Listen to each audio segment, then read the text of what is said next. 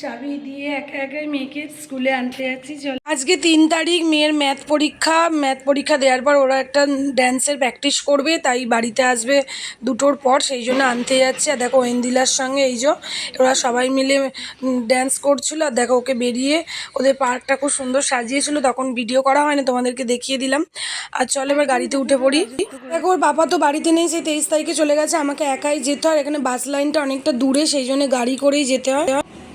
এই দেখো হলদিয়ার একটা ক্লাবে এক্সামিনেশন বসেছে, এই যে বুটিক, হ্যান্ডমেড জুয়েলারি, সব কিছু, শাড়ি, নানা রকম অনেক কিছু, এই যে হ্যান্ডমেড হার, কানের দুল, এই যে সব দেখো কত রকমের শাড়ি আছে বুটিকের।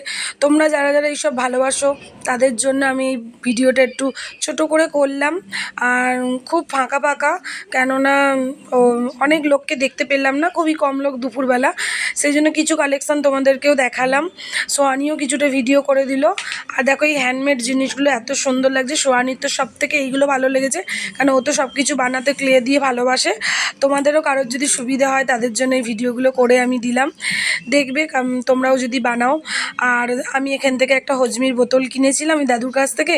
আর ওই পাশে একটা স্টল থেকে ও একটু খিদে পাচ্ছিলো, একটা কেক খেলো, কাপ কেক, আর এইসবে ভিডিও করলো, কাপ কেক খেয়ে নিল। এই দেখো বললাম না এগুলো হ্যাঁ হাতেই বানিয়েছেন উনি। আর এইগুলো দেখছিল সোয়ানি। আর এখন তো পুজো নয়, ওই জন্য কোনো জুয়েলারি খুব একটা কিনলাম না, কেন ওর বাপাও নেই বাড়িতে, একারা এসেছি, খুবই ভয় লাগছে যে বাড়িতে আবার ফিরবো। বাই, এখানেই ব্লগটা শেষ করলাম।